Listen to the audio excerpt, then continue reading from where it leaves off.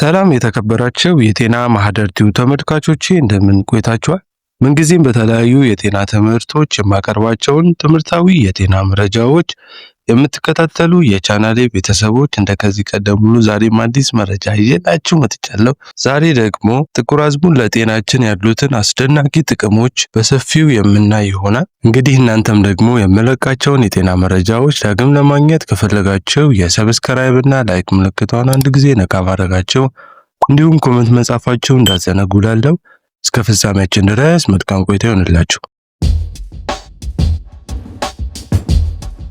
የሰው ልጅ ከጥንት ጀምሮ ለጤናው መፍትሄ ሲሻ ከተፈጥሮ ከሚገኙ በረከቶች መካከል አንዱን አግኝቷል። ይህም ጥቁር አዝሙድ ነው፣ ወይም ኒጄላ ሳቲቫ በመባል የሚታወቀው ትንሽዬ ጥቁር ዘር ነው። በጥንታዊው ግብፃውያን የፈርዖኖች ስጦታ ተብሎ የተከበረው እንዲሁም በሃይማኖታዊ ጽሑፎች ከሞት በቀር የበሽታ ሁሉ መድኃኒት የሚል ታላቅ ስም ያተረፈው ይህ ቅመም ከምግብነት ባለፈ ከተፈጥሮ ፋርማሲ ተደርጎ ይወሰዳል። ዛሬም ቢሆን የዘመናችን ሳይንስ በጥቁር አዝሙድ ውስጥ የሚገኘውን ዋነኛ ንቁ ውህድ ታይሞኩዊኖን የኃይል ምንጭ መሆኑን በማረጋገጥ ለዘመናት የዘለቀውን ልዕልናውን በይፋ እያስመሰከረለት ነው። የጥቁር አዝሙድ አስደናቂ ጥቅሞች ውስጥ የሚገኘው በዋነኝነት ንቁ ውህድ ታይሞኩዊኖን የተባለው ጸረ ኦክሲደንት ጸረ ብግነት ባህሪ ያለው ንጥረ ነገር ነው። ይህ ኃይለኛ ውህድ ለዘሮች ሰፊ የጤና ጠቀሜታዎች ይሰጣቸዋል። አንደኛው የበሽታ መከላከል አቅምን ማጠንከሩ ነው። ተፈጥሯዊ የመከላከያ ጋሻ ጥቁር አዝሙድ ነጭ ደም ሴሎችን በማነቃቃት የሰውነት የመከላከል ምላሽ ያሻሽላል። ጠንካራ የመከላከያ ስርዓት እንዲኖሩት ያግዛል። የቫይረስ ባክቴሪያ በመከላከል በውስጡ ባሉት ጸረ ጀርም ባህሪያት ምክንያት ጉንፋን፣ ሳልና ሌሎች ጥቃቅን ኢንፌክሽኖችን ለመከላከልና ለመፈወስ ይረዳል። ሁለተኛው ስር የሰደደ ብግነት መቆጣጠሩ ነው። ህመምን ማስታገስ። ስር የሰደደ ብግነት የብዙ በሽታዎች ሁሉ መሰረት ነው።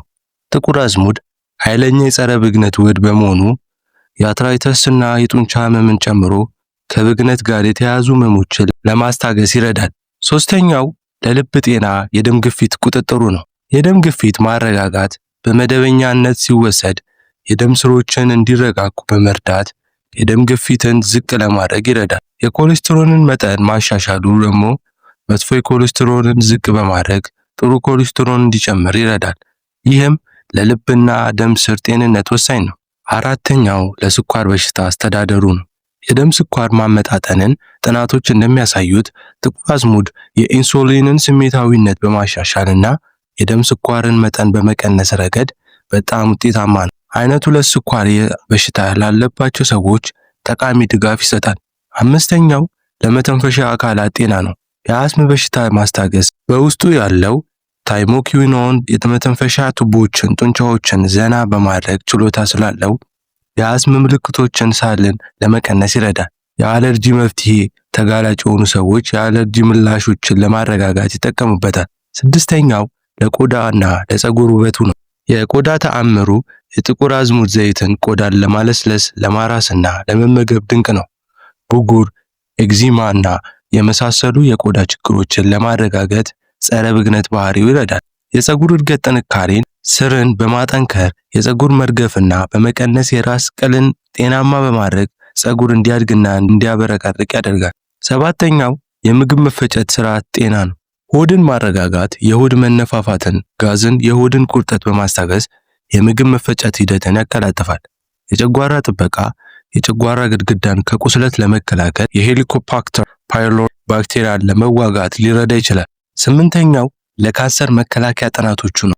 የሴሎች ጥበቃ ታይሞኩዊኖን በተለይ የአንጀት የጡትና የፓንክሪያስ ካንሰር ሴሎች እድገትን በመግታትና በማጥፋት ላይ አዎንታዊ ውጤት ማሳየቱን በርካታ ጥናቶች ያመለክታሉ። ጥቁር አዝሙድን እንዴት መጠቀም ይቻላል? በጥቁር አዝሙድ ዘይት መልክ በቀን 1 ወይም 2 የሻይ ማንኪያ መጠጣት። ዘሮቹን ደግሞ በመፍጨት ከማር ጋር ቀላቅሎ መውሰድ ወይም በሰላጣ በዳቦና በተለያዩ ነገሮች በመርጨት መብላት ይቻላል። ሌላው ካፕሱል ነው። በፋርማሲዎች የሚገኝ የተዘጋጀ የዘይት ካፕሱል መልክ መጠቀም። ሌላውና ማሳሰቢያው ደግሞ ማንኛውም ከባድ የጤና ችግር ለማከም ለመጥቀምም በፊት ወይም ሌላ መድኃኒት የሚወሰድ ከሆነ ከሐኪሙ ጋር መማከር አስፈላጊ ነው። በመጨረሻም ጥቁር አዝሙድ በተፈጥሮ የተሰጠን ከሺህ ዓመት በፊት ተጀምሮ እስከ ዛሬ ድረስ በብዙሃኑ ዘንድ ተቀባይነት ያገኘ የማይጠፋ የጤና ሀብት ነው። ጥቅሞቹ ከውስጥ አካላት ጥበቃ አንስቶ እስከ ውጫዊ የህይወት እንክብካቤ ድረስ የሚዘልቁ ናቸው። ይህንን ጥቃቅን ዘር ከዕለት ተዕለት ህይወታችን ውስጥ በማካተት ለሰውነታችን የተፈጥሮ ኃይልን፣ ጥንካሬን ማጎናጸፍ ይቻላል። ጥቁር አዝሙድ ለጤናማ እና ለረጅም ዕድሜ ለመኖር ለሚፈልግ ማንኛውም ሰው ሊጠፋ የማይገባ ታላቅ ስጦታ ነው። እንግዲህ ውድ ተመልካቾቼ ስለ ጥቁር አዝሙድ ለጤና የሚሰጠውን ጥቅም ጋር በተገናኘ ጥሩ መረጃ እንደሰጧችሁ አምናለሁ። እንግዲህ እናንተም ደግሞ ከዚህ ቪዲዮ ጥሩ ትምህርት ከወሰዳችሁበት እንዲሁም ከተማራችሁበት እንዲሁም ቁም ነገር ካገኛችሁበት በቅንነት ለወዳጅ ሼር አድርጉ። በተጨማሪም ሌሎች ጠቃሚ የሆኑ የጤና መረጃዎች እንዲደርሷችሁ ሰብስክራይብ እና ላይክ እንዲሁም ኮሜንት መጻፋችሁ እንዳትረሱ ላለው። ቀጣይ ደግሞ በሌላ የጤና ርዕስ ጉዳይ እስከንገናኝ መልካም ቆይታ ይሁንላችሁ።